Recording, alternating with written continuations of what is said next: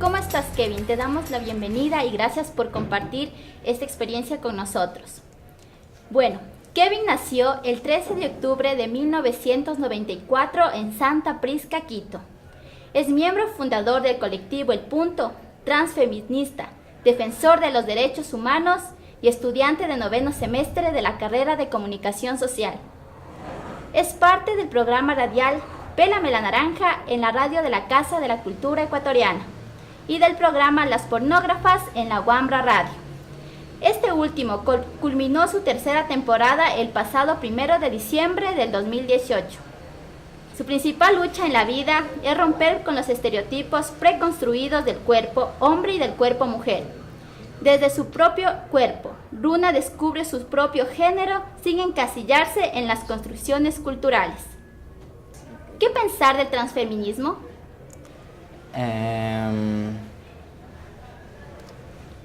Bueno, creo que todos los feminismos, si te preguntas cómo en qué pensar, la respuesta es mucho más interna, desde ti misma, en cómo y por qué llegaste al transfeminismo. Creo que ya nos hace pensar en que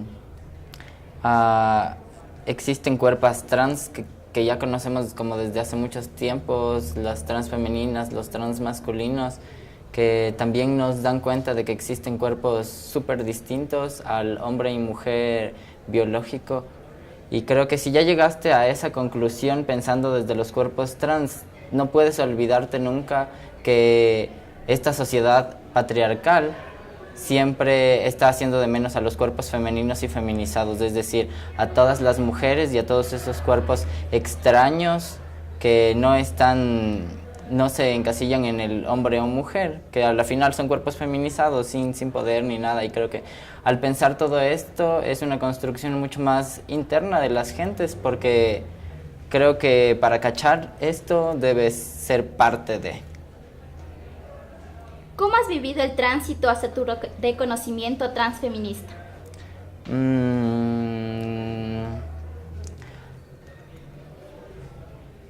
Bueno, para mi reconocimiento como feminista, primero,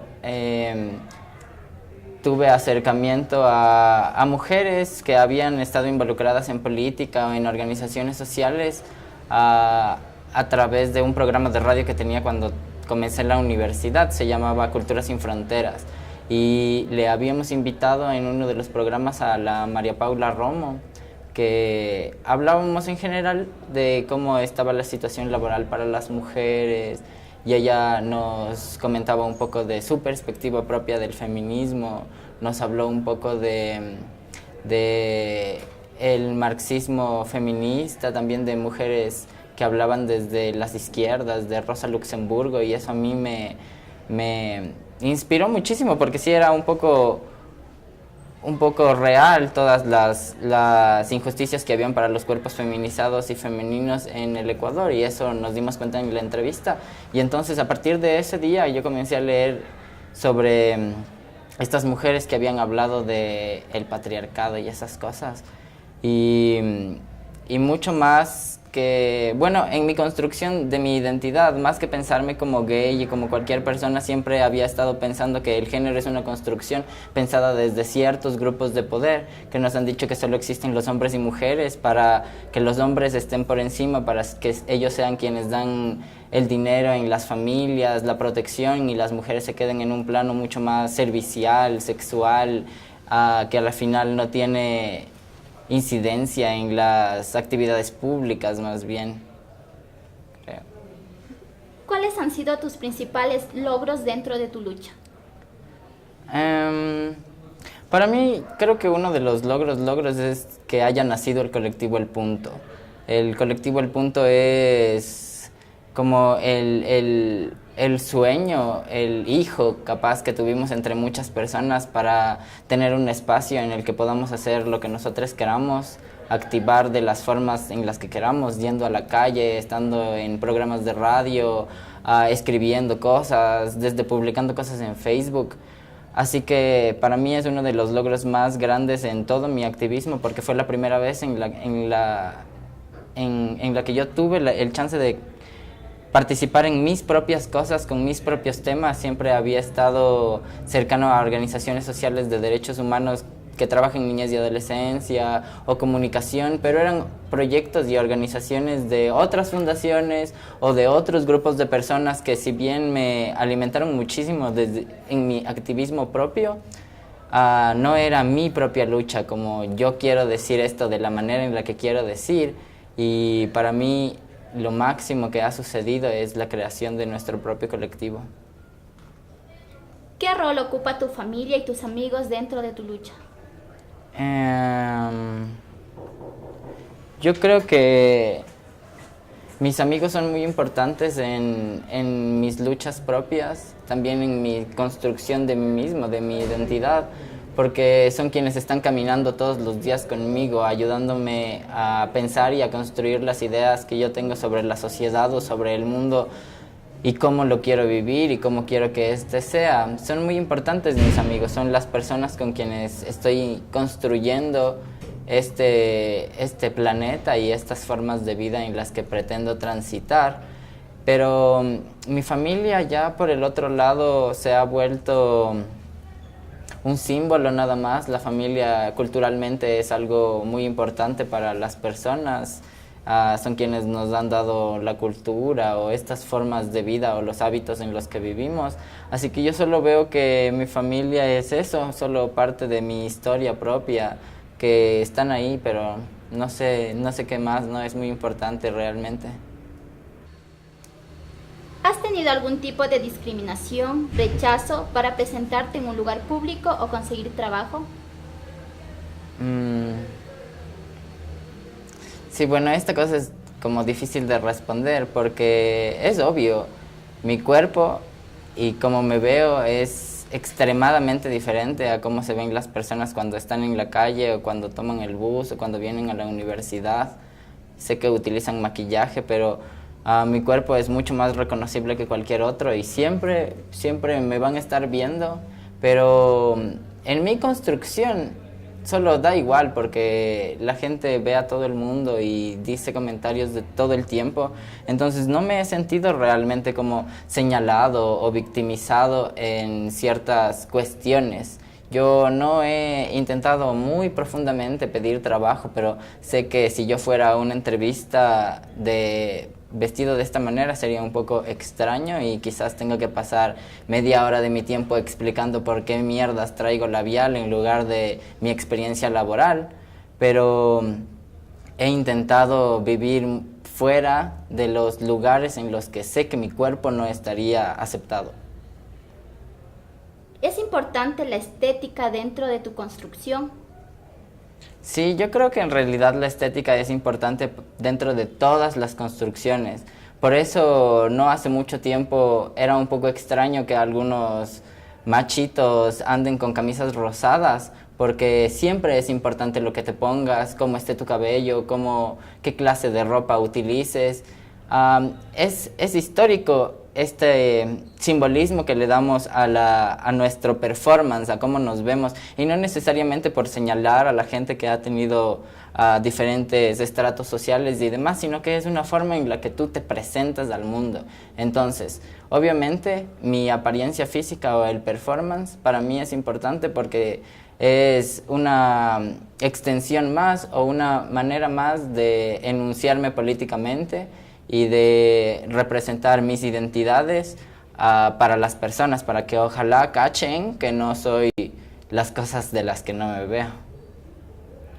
¿Por qué decidiste estudiar la carrera de comunicación social y cómo tus actividades se encuentran atravesados por tu transfeminidad?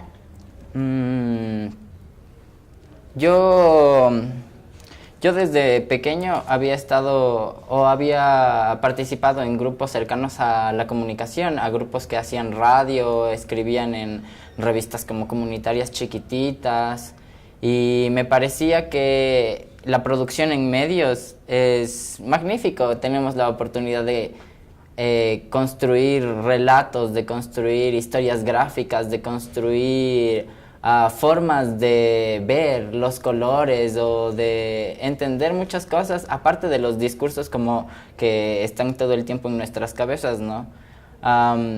Siempre me pareció bastante interesante la posibilidad que tienen los medios para meterse en las cabezas de las gentes, Así que yo decidí estudiar comunicación social porque me divertía mucho haciendo radio y mostrando mis ideas a través de artículos o haciendo imágenes. Y creo que ahí es donde se atraviesa el transfeminismo o mi construcción social con mi carrera, porque yo sé que la comunicación es un derecho no solo desde el discurso, porque últimamente se habla de eso, sino porque yo sé que yo muestro lo que yo pienso y lo que yo quiero decir a través de los medios. Y los discursos que digo vienen mucho desde cómo yo vivo la vida, desde las resistencias ante este sistema capitalista y patriarcal.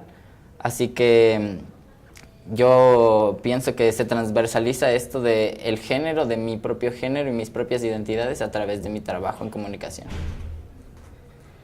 ¿Alguna vez te has sentido solo en esta lucha?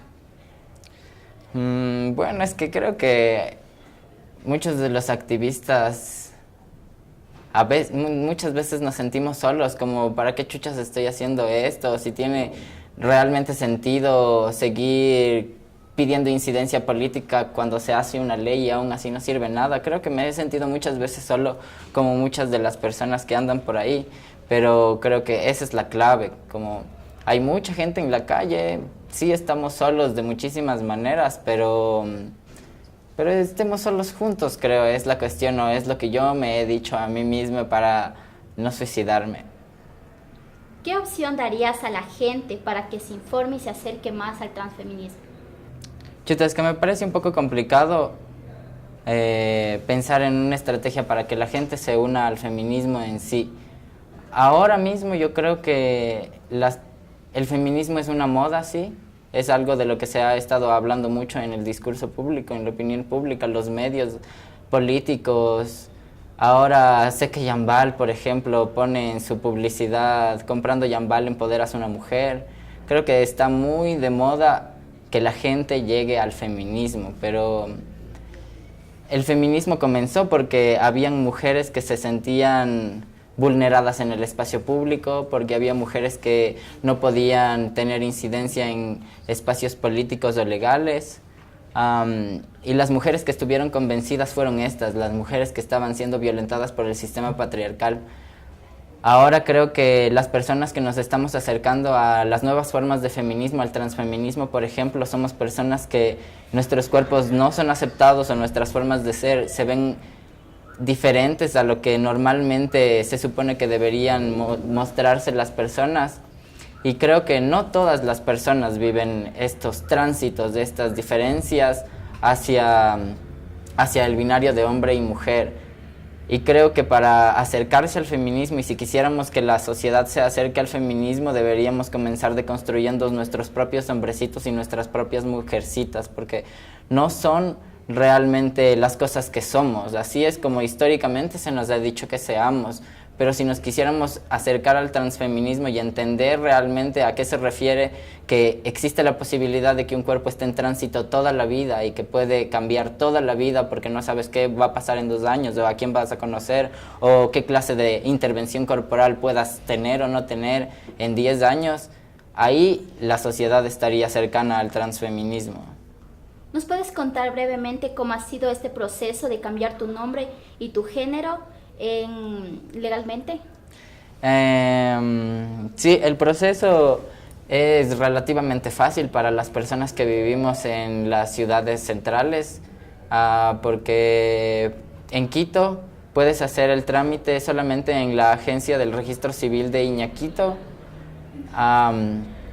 y debes solicitar que te expidan las 2 partidas de nacimiento que tienes, como la partida nacional y la partida provincial. Luego solicitar el cambio de cédula y registrar tu género con 2 testigos. Yo hice eso con 2 testigos y luego te toman una foto y ya. Damos gracias a Kevin por compartirnos sus experiencias y sus historias. Muchas gracias.